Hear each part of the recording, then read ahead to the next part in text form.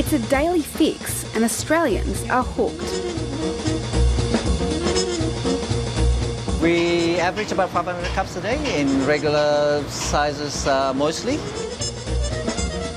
But our love affair with coffee comes at a cost.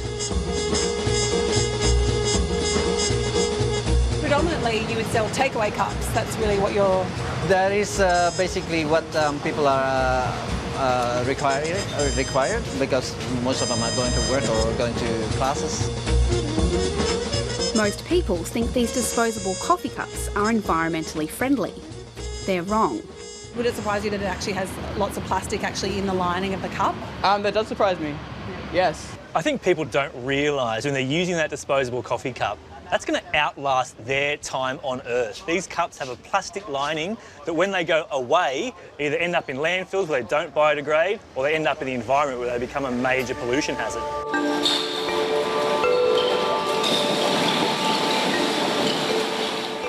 Every year, Australians use 1 billion of these cups, of which a large majority end up in facilities like this. In fact, coffee cups now make up the second largest contributor to litter in this country, behind plastic bottles. We grab that coffee cup, we get that caffeine fix, and then we forget about it. Tim Silverwood is passionate about his coffee, but only when it comes in a ceramic mug. You look in a bin, you can see those coffee cups are taking up a huge volume of those bins, which means they need to be collected, they need to be transported and dealt with. So there's a lot of hidden problems behind the single-use coffee cup culture. Did you know that they had plastic in the actual cup? No, I didn't. I thought it was just mostly cardboard that would easily degrade in the environment. Maybe the top, but probably not the actual cup itself. I've found a couple of samples as I was walking here today. These are just two standard coffee cups. Now, this one is really quite standard, but what we're talking about is the fact that it looks quite innocent, paper, but if you look on the inside here, you can actually see that there is a thin lining of plastic.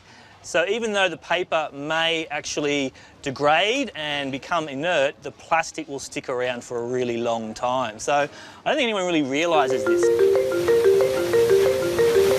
This video shows coffee cups being made in Taiwan. It is here that the plastic lining is inserted inside the cup. If we keep going with this, we're going to find we're going to end up with a sort of complete little plastic sack. And this is obviously what's going to persist in the environment for a really long time. And this is what makes the cups non-recyclable. The paper, in essence, is highly recyclable, but the plastic lining is what's going to cause complications. Green Senator Peter WHISH-WILSON spends a lot of time in the water. You see bits of plastic floating past. When you duck dive through a wave and you come up, and I'm not joking, you come up with plastic bags around your head. Look, it spoils it. He is also heading up a Senate inquiry into plastics. I can't think of a bigger global pollution issue than plastics in our ocean that is receiving no attention, no research, and no one's taking any action to do anything about it. The ocean's turning into a plastic soup, and given the ocean's the source of all life on this planet, we're going to end up choking. If you make a coffee cup, as a producer, what responsibility do you have to how that cup is recycled and what further use it has? It can't just be left to the consumer. It's saying that no one Richard Fine takes his responsibility as a coffee cup producer seriously, but says we should keep the problem in perspective. In the big scheme of things, it's a very small percentage of the waste stream. 1.2 million cups. The plastic alone in there, if you just thought everyone was lined with plastic, the plastic alone is 60,000 kilos of plastic, so 60 tons of plastic, which is not significant. There's other waste streams that generate far more larger volumes of waste than coffee cups. Unlike regular cups that have plastic lining, bio cups have lining made of natural ingredients, but 90% still end up in landfill.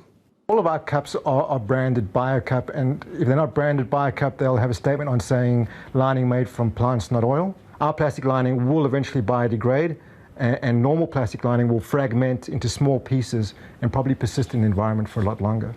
But such bio cups come at a price. Would you ever go to more biodegradable cups that perhaps would have a cost. They have offered it to us, but it's quite expensive.